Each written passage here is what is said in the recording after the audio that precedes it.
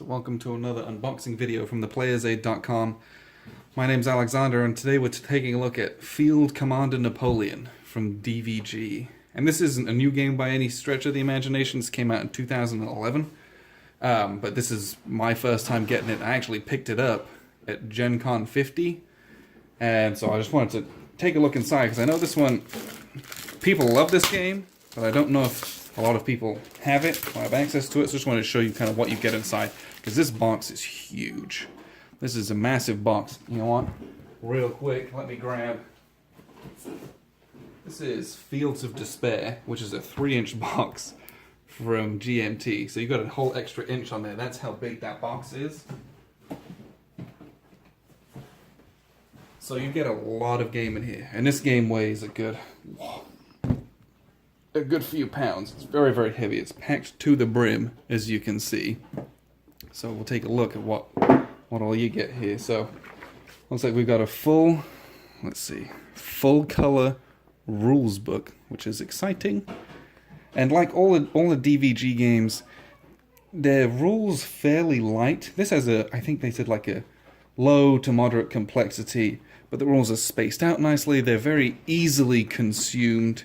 Got yourself 23 pages, but you got an extended example of play here, and you got linked campaigns and all this different stuff. So pretty exciting. Got some advertising there on the back for a lot of the other DVG stuff.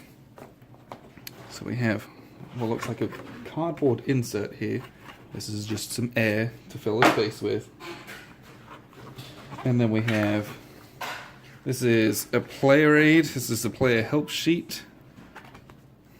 So we're going to keep that up. We've got a turn sequence, and then all the, like a cap track for all that. Fog of War rules, some charts and pieces there. Campaign chart and campaign notes, will be photocopying that presumably.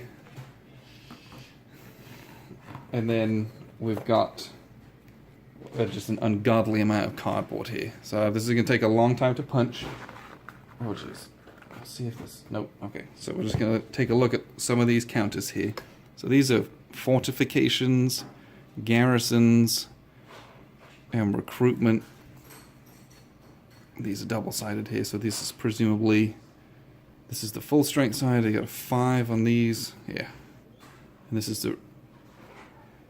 So these are big. Let me punch these out real quick. These punch really easily. And these are beautiful counters. These are very thick, like you'd expect, and they're pre-rounded, so you don't have to worry about sitting there clipping them if that's not something you like to do, because that's already done for you. This reminds me a lot of the Leader series in that way, that everything's pre-done for you. You can just punch and play, basically. And these are centered really, really well.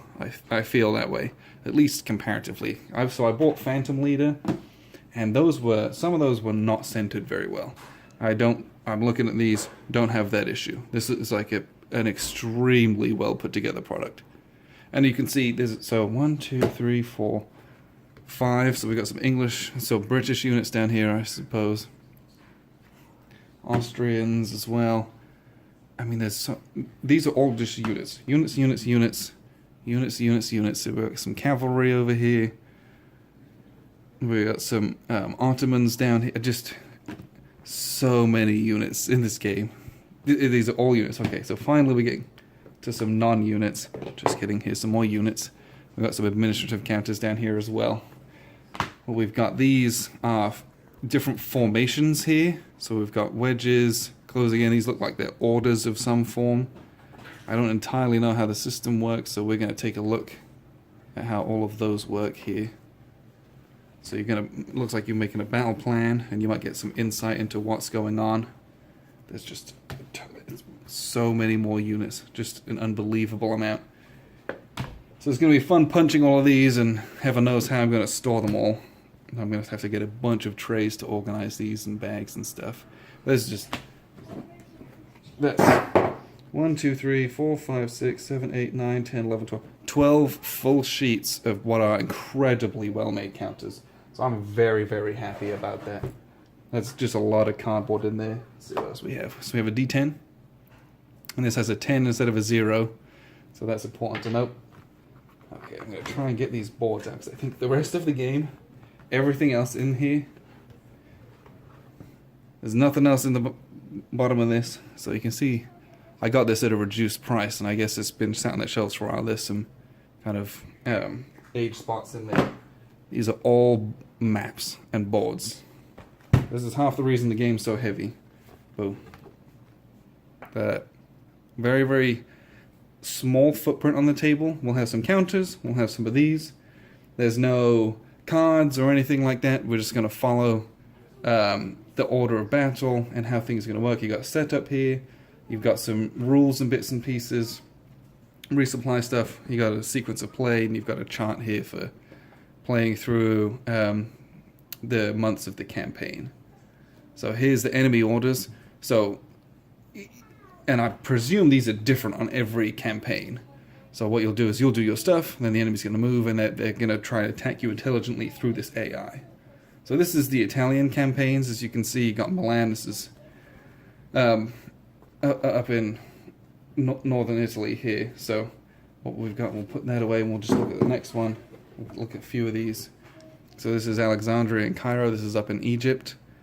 Let's compare here. Roll once for all orders in the same area, -2. Enemy held objective.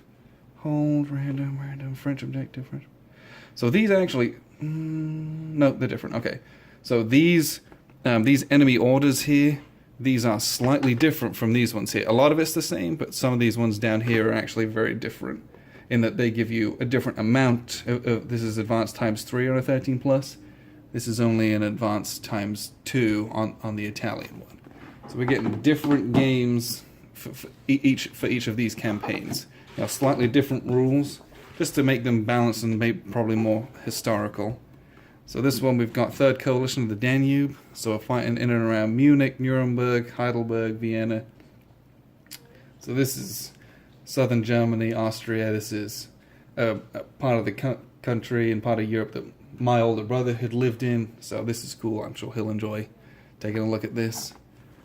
Again, and that's 3 boards, and there's another 5. So we'll take a quick look at each one of these. So this is Prussia, so this is northern Germany, you got Magdeburg, Berlin, and then you've got Poland over here, or at least what is modern day those names. Again, this is also now different and changed. They've moved bits and pieces around on the board. So you've got a lot of campaigns in this. What do we have? Oh, this is upside down. So we've got Iberian Peninsula here. We've got Portugal, or at least Lisbon down there. And then you've got Spain.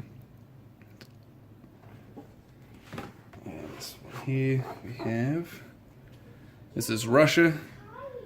This is the march on Moscow. You can see Moscow's all the way over here, so you realize you're going to have to fight through a lot of different areas to get there, which is why it was ultimately unsuccessful. There's just stretching himself very, very thinly there. And then we have on this one, this one's a vertical campaign here. So this is France, this is 100 days, so we've got Paris down here, we've got Brussels all the way up here in modern day Belgium. So we've got this campaign, and this will presumably be fighting with the English and the Prussians, I imagine. And then you have what's called, you have the actual, the battle board. So you'll be playing on the campaigns, and then you do the battles. You'll have the battles here. So you have, this is where you keep your reserves and your approach, and this is the front of your armies, and the enemy's going to come down. You'll resolve the battles for each of those campaigns. So you do a campaign, move in here, you'll do a battle, you'll do the battle on here. And you go back and forth between the boards. So there's just so much in this game. I'm not a big Napoleonics guy, frankly, but I've heard stellar reviews of this game. People love this series, and I've heard that this is the best iteration in that series. Based on how much you get, worth the money alone.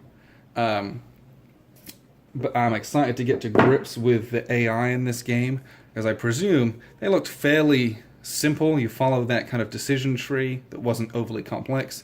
Once you learn that, the games are going to go just like that, I hope. And be able to blow through them, so it's not going to get bogged down. You'll be able to just play, just enjoy, just have the story of whatever happens on your board happen. And that's what I look for in a good solitaire solo game. So that's a look at the components of Field Commander Napoleon. Again, not a new game.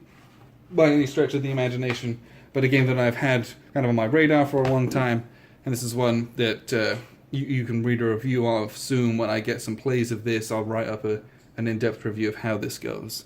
A great product from Dan Verson Games. I've played a few of his. I played Thunderbolt Apache Leader, I played the Phantom Leader, some of those kind of more modern ones where you're flying around on a tactical board doing that. So I'm excited to get to grips with the Field Commander series and see what that's all about. So I've been Alexander and appreciate you watching. This has been theplayersaid.com.